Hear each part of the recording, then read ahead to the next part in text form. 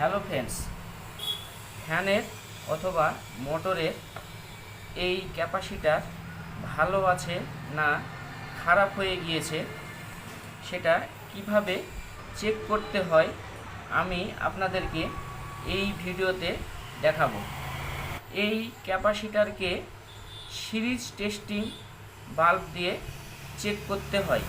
কিভাবে series testing bulb দিয়ে capacitor check করবেন? সিরিজ লাইনের এই দুটো তার ক্যাপাসিটারের এই দুই প্রান্তে ঠেকাতে হবে। যে ক্যাপাসিটারটায় সিরিজ বাল্ব ফুল জ্বলবে সেই ক্যাপাসিটারটা ভালো, আর যে ক্যাপাসিটারটায় সিরিজ বাল্ব অল্প জ্বলবে বা জ্বলবে না সেই ক্যাপাসিটারটা খারাপ। এই ক্যাপাসিটারটায় সিরিজ বাল্ব জ্বলছে না, তাহলে এই ক্যাপাসিটারটা খারাপ। আর এই ক্যাপাসিটারটায় সিরিজ বাল্ব ফুল জ্বলছে, তাহলে এই ক্যাপাসিটারটা ভালো।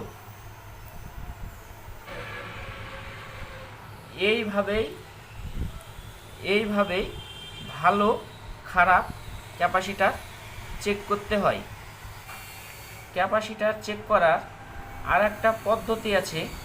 220 ভোল্ট এসি লাইন দিয়ে ক্যাপাসিটার চেক করা হয়। সেটা কিভাবে চেক করবেন আমি আপনাদেরকে দেখিয়ে দিচ্ছি। এসি 220 ভোল্ট দিয়ে ক্যাপাসিটারকে এইভাবে এই ক্যাপাসিটারের এই দুই প্রান্তকে এইভাবে কিছুক্ষণ ধরে রেখে চার্জ করে দিতে হবে।